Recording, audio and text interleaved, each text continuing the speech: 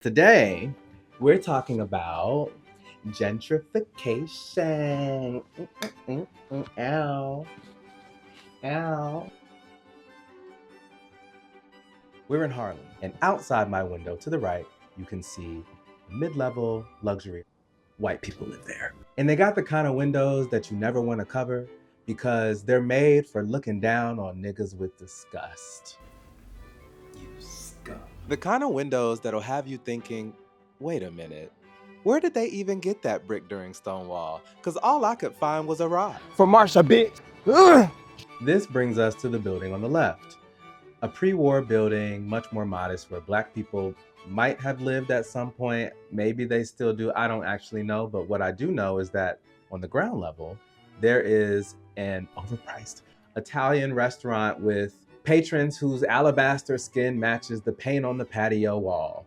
When you see a $30 appetizer, read it as safe space for whites. It's really quite interesting to see. Every other day, it seems like a new white torso pops up online. A white lady in fur giving Upper East Side. Word on the street is the new neighborhoods are Williamsburg, Bushwick, and fucking Bed-Stuy. Bed-Stuy? Bed-Stuy! Bed-Stuy? Bed-Stuy! That's crazy. The Bed-Stuy I used to know wouldn't have the gays feeling safe.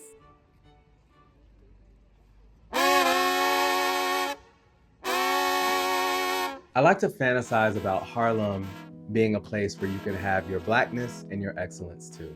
I recognize how often I had to choose between so-called excellence and my Blackness. Having access to a nice neighborhood, the best college, or an awesome job oftentimes means that your neighbors, coworkers, and classmates will make you feel like Tigger from Winnie the Pooh.